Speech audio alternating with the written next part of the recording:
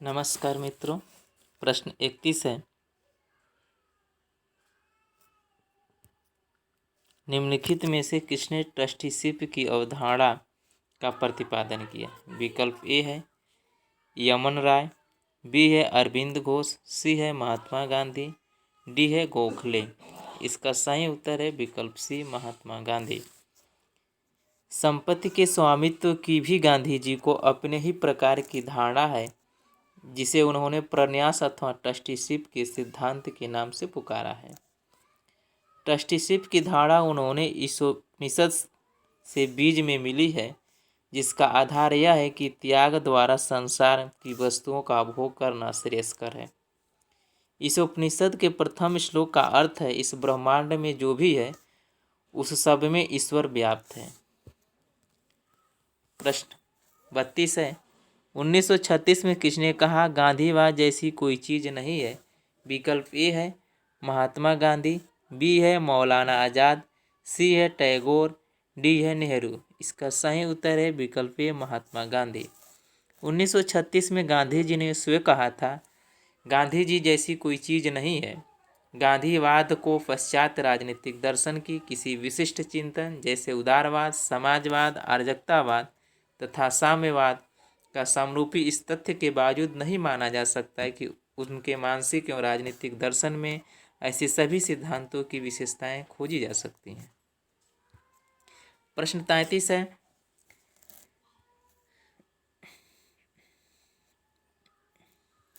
निम्नलिखित में से क्या महात्मा गांधी की स्वराज्य की अवधारणा का अंग नहीं था? विकल्प ए है स्वशासन, बी है सर्वहित की खोज, सी है नैतिक रूप से श्रेष्ठ व्यक्ति का शासन, डी है विधि का शासन। इसका सही उत्तर है विकल्प डी, विधि का शासन।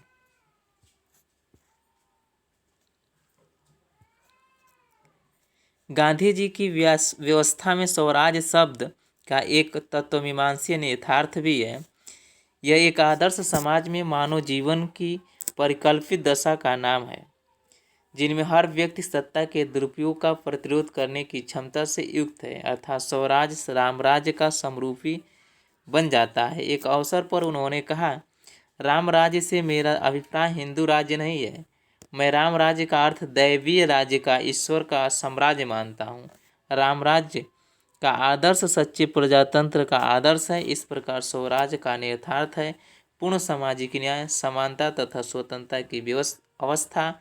रामराज स्वराज्य की चरम अवस्था है।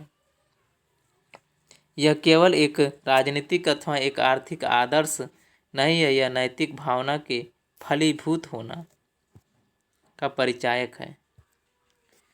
प्रश्न 34 है। निम्नांकित में से कौन सा मार्क्स के राज्य की प्रकृति संबंधी विचार को संगत नहीं है? विकल्प ए है राज्य सभी के हितों के लिए नहीं है, विकल्प बी है राज्य सभी के हित के लिए, विकल्प सी है राज्य बहुतों की कीमत पर कुछ के हितों को बढ़ावा देता है, विकल्प डी है राज्य बुर्जुआ वर्ग की पारस्परिक बीमा समझौता। इसका सही उत्तर है विकल्प बी, राज्य सभी के हित के लिए है।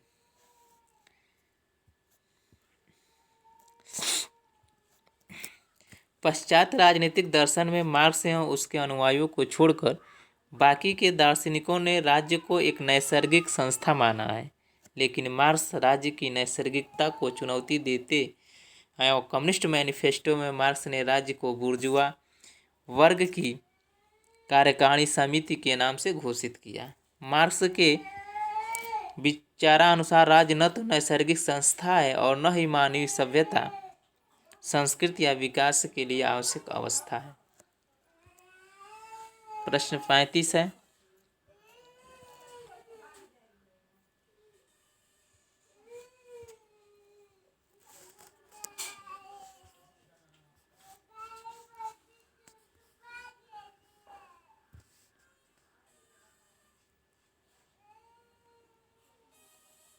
प्रश्न 35 है।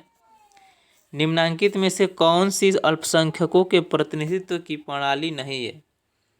विकल्प ए है आनुपातिक प्रतिनिधित्व, बी है सूची प्रणाली, सी है सीमित मत प्रणाली, डी है सार्वभौम मताधिकार। इसका सही उत्तर है विकल्प डी, सार्वभौम मताधिकार। प्रजातांत्रिक व्यवस्था में अल्पसंख्यकों के प्रतिनिधित्व के लिए कुछ प्रावधान किया जाना चाहिए। इस प्रयोजन के लिए कुछ प्रावधान किया जाना चाहिए। इस प्रयोजन के लिए सीमित मत व्यवस्था, आनुपातिक प्रतिनिधित्व प्रणाली, सूची प्रणाली, एकल मत व्यवस्था, संचयी मतदान व्यवस्था की गई है। प्रश्न 36 है,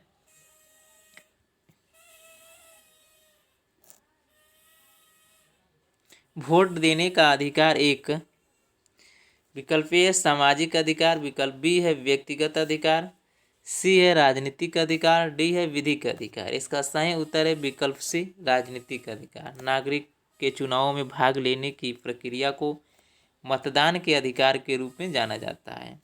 मतदान के अधिकार का प्रयोग कर नागरिक राष्ट्रीय, राज्य तथा स्थानीय स्तर की सभाओं के प्रतिनिधियों को चुनाव करता है। प्रश्न 37 है, नीचे दो वक्तव्य दिए गए हैं। एक को कथन ए तथा दूसरे को कारण आर कहा गया है। कथन ए है, राजनीतिक दल का उद्देश्य शासन शक्ति पर कब्जा करना होता है। कारण आर है, राजनीतिक दल चुनाव लड़ते हैं। तो राजनीतिक दल चुनाव लड़ते हैं। विकल्प ए है, ए तथा आर दोनों सही है और ए की सही व्याख्या आर करता है। विकल्प बी है, ए तथा आर दोनों सही है लेकिन ए की सही व्याख्या आर नहीं करता है। विकल्प सी है, ए सही है परंतु आर गलत है। विकल्प डी है, ए गलत है परंतु आर सही है। इसका सही उत्तर है विकल्प ए तथा आर दोनों सही है और ए की सही व्याख्या आर करता है।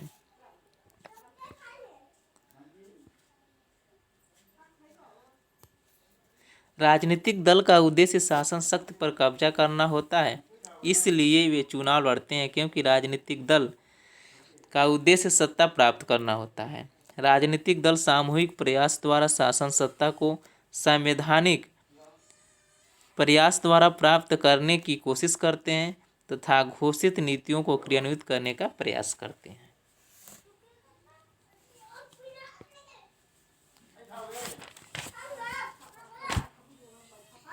प्रश्न 38 है, निम्नलिखित में से किसने राजनीतिक दलों को सिंहासन के पीछे की शक्ति कहा? विकल्प ए है लॉर्ड ब्राइस, बी है हर्मन फाइनर, सी है ब्लंसली, डी है एच जे लास्की। इसका सही उत्तर है विकल्प बी, हर्मन फाइनर।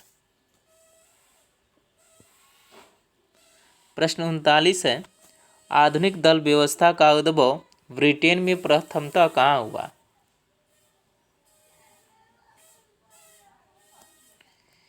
विकल्प ए है यूएसए, बी है फ्रांस, सी है इंग्लैंड, डी है बेल्जियम। इसका सही उत्तर है विकल्प सी, इंग्लैंड।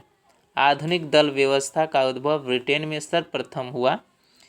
ह्यूग और टोरी दल के रूप में मान्य हुआ। प्रश्न 40 है,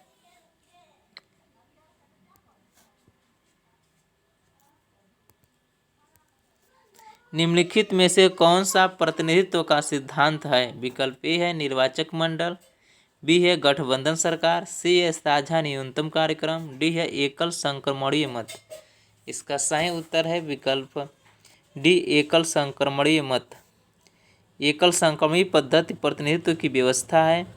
इसमें आवश्यकता अनुसार एवं नियमानुसार वोटर के मत को दूसरे उम्मीदवार के लिए हस्तांतरित किया जाता है। इस प्रणाली के अनुसार प्रत्येक मतदाता को केवल एक मत देने की व्यवस्था होती है, भले ही चुने जाने वाले सदस्यों की संख्या कितनी ही क्यों न हो। प्रश्न 41 है, निम्नलिखित में से पब्लिक ओपिनियन पुस्तक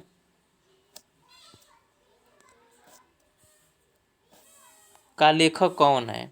विकल्प ए है बेंथम, बी है लिफमैन, सी है लॉक, डी है रूसो। इसका सही उत्तर है विकल्प बी, लिफमैन। पब्लिक ओपिनियन पुस्तक के लेखक लिफमैन है।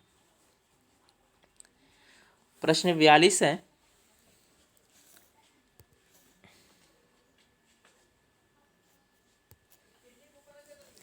आनुपातिक प्रतिनिधित्व व्यवस्था एक निर्वाचन क्रियाविधि के रूप में क्या सुनिश्चित करता है?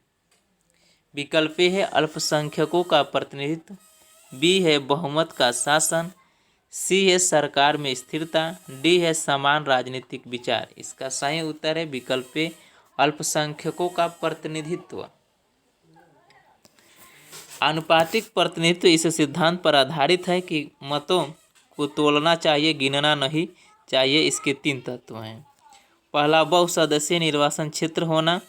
दूसरा, प्रत्याशी का चुनाव स्पष्ट बहुमत अथवा सापेक्ष बहुमत प्राप्त करने के आधार पर नहीं बल्कि मतों का वह कोटा प्राप्त करने के आधार पर होना चाहिए जो कुल डाले गए मतों को भरे जाने वाले स्थानों द्वारा भाग देने पर भागफल के समान हो। आनुपातिक प्रतिनिधित्व का यह निहितार्थ है कि सर्वप्रथम बहुसदस्यीय निर्वाचन क्षेत्र हो। तीसरे, इनका निहितार्थ है कि विधायिका में निर्वाचकों को ऐसा प्रतिनिधित्व हो कि गणित की दृष्टि से सटीक हो। आनुपातिक प्रतिनिधित्व की व्यवस्था की अनेक कारणों से सराहना की गई है। यह कहा गया है कि जहाँ तक संभव हो जनता के सभी अनुवर्गों को प्रतिनिधित्व सुनिश्चित करने का सही सर्वोत्तम तरीका है। इससे जनता को राजनीतिक शिक्षण मिलता है।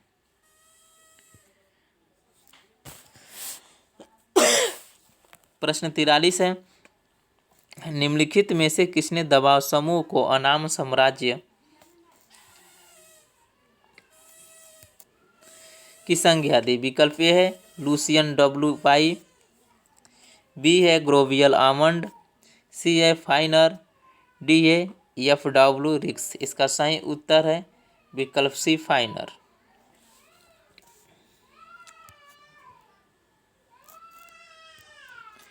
प्रोफेसर एसी फाइनर ने दबाव गुटों को अज्ञात साम्राज्य कहा। वस्तुतः ये खुले रूप से राजनीतिक निर्णयों को प्रभावित करने का प्रयास करते हैं।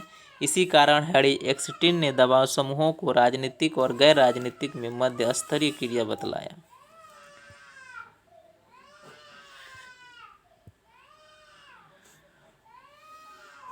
प्रश्न 44 है, निम्नलिखित में से संघीय व्यवस्था में शक्ति विभाजन का प्रावधान कौन करता है? विकल्प ए है विधायिका, बी है संविधान, सी है उच्चतम न्यायालय, डी है सरकार। इसका सही उत्तर है विकल्प बी संविधान। संघीय शासन में संविधान या तो उन अधिकारों का उल्लेख करता है जो संघीय सत्ता अपने पास रखती है, क्योंकि संघीय राज्य को समेकित राज्य वाला चरित्र होता है।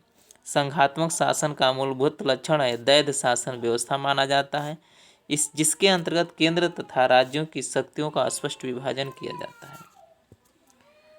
प्रश्न 45 है, निम्नलिखित में से किस देश को विधि का शासन का परंपरागत स्थान माना जाता है?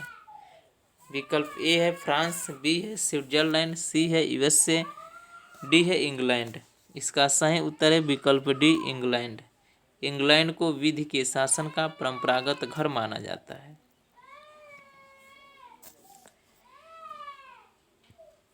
प्रश्न 46 है, निम्नलिखित वक्तव्यों में से कौन सा संवैधानिक सरकार की प्रकृति को ठीक प्रकार स्पष्ट करता है? विकल्प ए है सीमित शासन, बी है व्यक्तियों की स्वतंत्रता के अधिकार की रक्षा, सी है व्यक्तियों के अधिकारों की सुरक्षा, डी है उपयुक्त सभी। इसका सही उत्तर है विकल्प डी उपयुक्त सभी। संवैधानिक राज्य वह है जिसमें शासन की शक्तियों, शासितों के अधिकारों तथा दोनों के बीच संबंध समायोजित होता है। वीवर के अनुसार संवैधानिक शासन का अर्थ संविधान के शब्दों के अनुसार शासन से किसी भी बड़ी वस्तु से है। संविधान के शब्दों द्वारा सीमित शासन न कि केवल लोगों की इच्छाओं तथा क्षमताओं द्वारा सीमित शासन जो सत्ता का प्रयोग करते हैं। इससे यह निष्कर्ष निकलता है कि संवैधानिक शासन वह है जिसका संचालन सकारात्मक प्रतिबंधों के ढांचे के अंतर्गत होता है। तथापि वह अलग बात है कि विभिन्न राजनीतिक व्यवस्थाओं में प्रतिबंधों की मात्रा भिन्न भिन्न हो सकती है, अर्थात कोई राज्य अधिक प्रतिबंधों की व्यवस्था में रहने के कारण भी उसी प्रकार हो सकता है।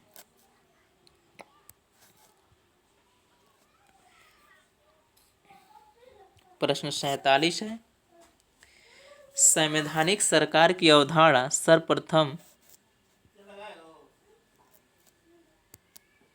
निम्नलिखित में से किसके द्वारा प्रस्तुत की गई? विकल्प ए है प्लेटो, बी है अरस्त, सी है बोधा, डी है मैकावले। इसका सही उत्तर है विकल्प बी अरस्तु। अरस्तु का विश्वास विधि के शासन में है, कानून की सर्वोच्चता तथा संवैधानिक शासन की वांछनीयता में उनका विश्वास उसकी ऐसी धारणा है जिनके आधार पर संविधानवाद का जनक कहा जाता है। प्रश्न 48 है,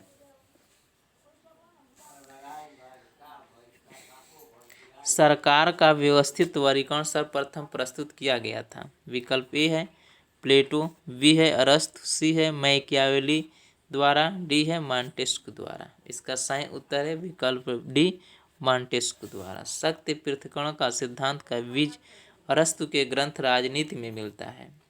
यद्यपि अरस्तु ने स्पष्ट रूप से नहीं कहा कि सरकार के विधायी, शासकीय और न्यायिक अंगों को एक दूसरे से स्वतंत्र रखा जाए, फिर भी उसके ग्रंथ में इन तीनों अंगों को अलग अलग विश्लेषण अवश्य मिलता है। रोमन विचारक पालिवियस ने सर्वप्रथम इस सिद्धांत का स्पष्ट उल्लेख किया। पालिवियस के अनुसार रोमन शासन तंत्र का आधार एवं उसकी सफलता का कारण शक्तियों का पृथक्करण है। जॉन लॉक ने शासन की शक्तियों को 3 अंगों में विभक्त किया।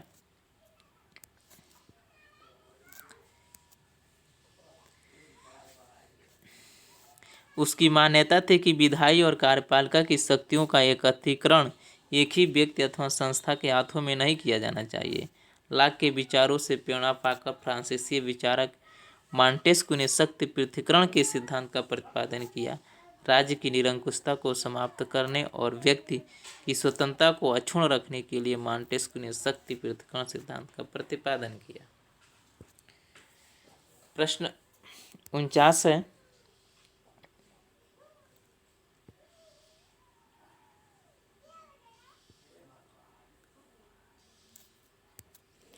द्विसदनवाद निम्नलिखित शासन प्रणालियों में से किस एक की एक अनिवार्य विशिष्टता है? विकल्प ए है अध्यक्षात्मक व्यवस्था, बी है संघात्मक व्यवस्था, सी है संसदात्मक व्यवस्था, डी है एकात्मक व्यवस्था। इसका सही उत्तर है विकल्प बी संघात्मक व्यवस्था। संघात्मक शासन प्रणाली को द्विसदनात्मक अनिवार्य विशिष्टता होती है, क्योंकि संघात्मक शासन में उच्च सदन राज्यों का सदन है। यह राज्य का प्रतिनिधित्व करता है, यद्यपि यह प्रतिनिधित्व राज्यों की समानता के सिद्धांत या जनसंख्या के आधार पर होता है। इसके अतिरिक्त संघात्मक शासन की अनिवार्य विशेषता है, पहला है शक्तियों का विभाजन, दूसरा है संविधान की सर्वोच्चता, तीसरा है स्वतंत्र न्यायपालिका, चौथा है लिखित और कठोर संविधान। प्रश्न 50 है,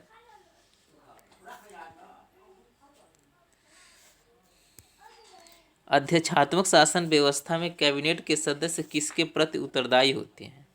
विकल्प ए है राष्ट्रपति के प्रति, विकल्प बी है व्यक्तिगत रूप से विधायिका के प्रति, सी है सामूहिक रूप से विधायिका के प्रति, डी है निर्वाचकों के प्रति। इसका सही उत्तर है विकल्प ए राष्ट्रपति के प्रति।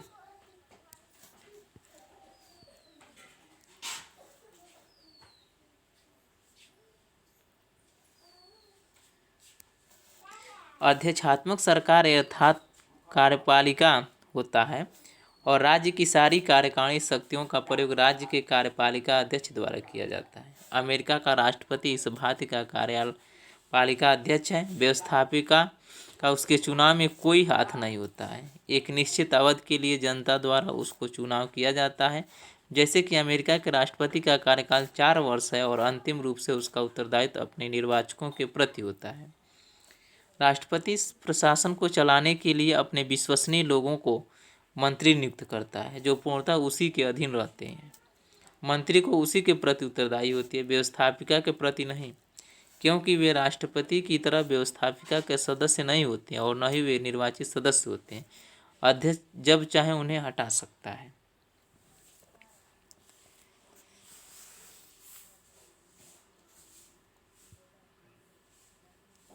प्रश्न 51 है, निम्नलिखित में से कौन सा संघीय सरकार का आधार है? विकल्प ए संसद की सर्वोच्चता, विकल्प बी है न्यायपालिका की सर्वोच्चता। विकल्प सी है संघीय और राज्य सरकारों के मध्य शक्तियों का विभाजन। डी है इकहरी नागरिकता। इसका सही उत्तर है विकल्प सी संघीय और राज्य सरकारों के मध्य शक्तियों का विभाजन। संघीय व्यवस्था में केंद्र तथा इकाइयों के बीच शक्तियों का बंटवारा होना चाहिए। राष्ट्रीय महत्व के सभी विषय जैसे युद्ध व शांति, मुद्रा व सिक्के, डाक व तार, आणविक ऊर्जा आदि केंद्र को दिए जाने चाहिए। स्थानीय विषयों को क्षेत्रीय महत्व के विषय माने तथा उन्हें केंद्र को सौंपे या नहीं। पिछले कुछ समय से सामान्य महत्व के कुछ मामलों को समवर्तीय विषय घोषित करने की एक नई प्रवृत्ति का विकास हुआ तथा दोनों शासनों को उनका परिचालन इस सुनिश्चित प्रावधान के साथ सौंपा जाता है कि किसी विवाद की स्थिति में केंद्रीय शासन का अधिकार मान्य होगा। प्रश्न 52 है, निम्नलिखित में से यह कथन किसका है कि संसदीय शासन व्यवस्था में मंत्रिमंडलीय उत्तरदायित्व की ओट में नौकरशाही फलती फूलती है। विकल्प ए है हरमन फाइनर, बी है रेमजो मेयोर, सी है हेराल्ड लस्की, डी है आइवर जेनिंग्स। इसका सही उत्तर है विकल्प बी रेमजो मेयोर। मंत्रिमंडलीय उत्तरदायित्व की ओट में नौकरशाही फलती फूलती है। नौकरशाहों के सिर पर उत्तरदायित्व राजनीतिक का भय सदा मंडराता रहता है। परिणाम स्वरूप उन्हें अपने विशेषज्ञ अधिकारियों के सहयोग एवं सलाह पर निर्भर रहना पड़ता है। इस कारण मंत्रिमंडलीय दायित्व के आवरण में नौकरशाही फलती फूलती है। रेमजेवेर ने अपने पुस्तक हाउ ब्रिटेन इज गवर्नमेंट में कहा।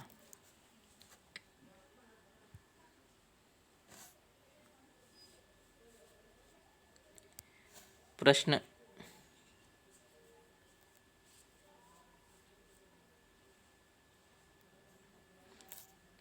53 है, संसदात्मक एवं अध्यात्मक के रूप में सरकार का वर्गीकरण निम्नलिखित में से किस आधार पर किया जाता है। विकल्प ए है विधायिका एवं कार्यपालिका के मध्य संबंधों के आधार पर, बी है राजनीतिज्ञों और लोक सेवकों के मध्य संबंधों के आधार पर, सी है लिखित अथवा अलिखित संविधान के आधार पर, डी है अनम्य अथवा नमनीय संविधान के आधार पर। इसका सही उत्तर है विकल्प ए विधायिका एवं कार्यपालिका के मध्य के संबंधों के आधार पर।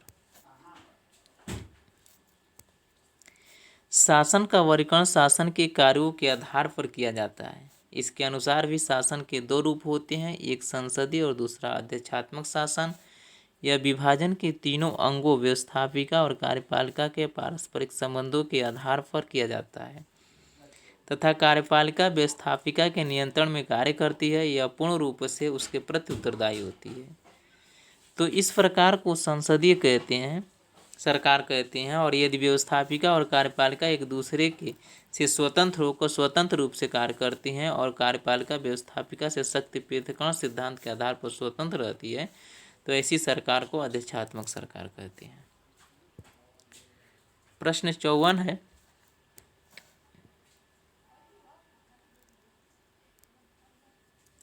संसदीय व्यवस्था में कैबिनेट उत्तरदायी होता है।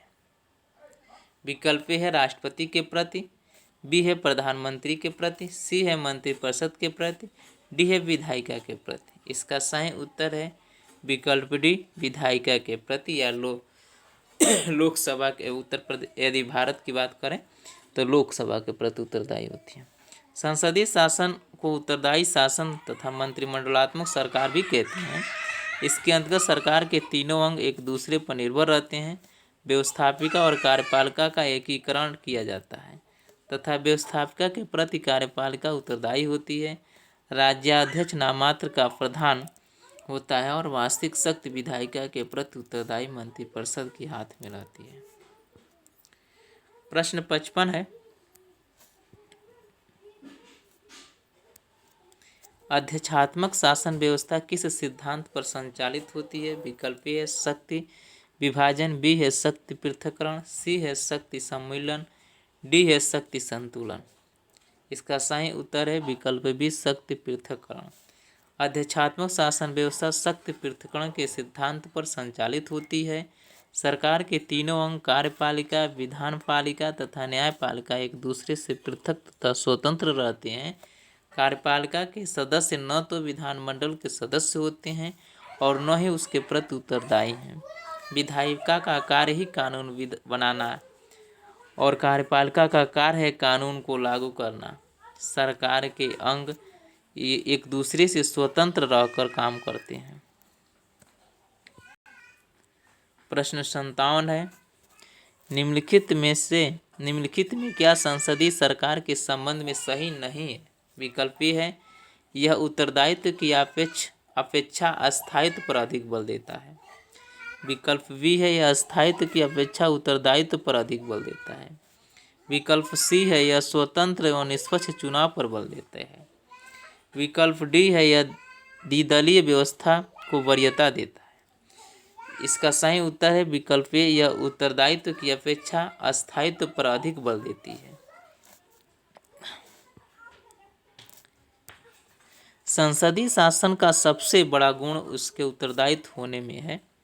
मंत्रिमंडल अपने कार्यों को बड़ी सफलतापूर्वक करता है क्योंकि उसे भय बना रहता है कि अविश्वास प्रस्ताव द्वारा संसद उसे अपदस्थ न कर दे। संसद मंत्रिमंडल पर जवाब तलब काम रोको प्रस्ताव, प्रश्नोत्तर आदि के माध्यम से नियंत्रण रखती है, जिससे वह अपने कार्यों में सदा सतर्क एवं सावधान रहता है। जबकि अध्यक्षात्मक शासन में कार्यपालिका की कार्यविधि संविधान द्वारा पूर्व निश्चित है। इसके अंतर्गत इसे सिर्फ महाभियोग द्वारा ही पदच्युत किया जा सकता है। प्रश्न 57 है, अध्यक्षात्मक शासन व्यवस्था में समस्त कार्यपालिका शक्तियां निहित होती है। विकल्प ए है राष्ट्रपति में, विकल्प बी है मंत्रिमंडल, सी है विधायिका में, डी है न्यायपालिका में। इसका सही उत्तर है विकल्प ए राष्ट्रपति में। अध्यक्षात्मक सरकार अर्थात कार्यपालिका होती है और राज्य की सारी कार्यकारिणी शक्तियों का प्रयोग राज्य के कार्यपालिका अध्यक्ष द्वारा किया जाता है। अमेरिका का राष्ट्रपति इस भांति का कार्यपालिका अध्यक्ष है।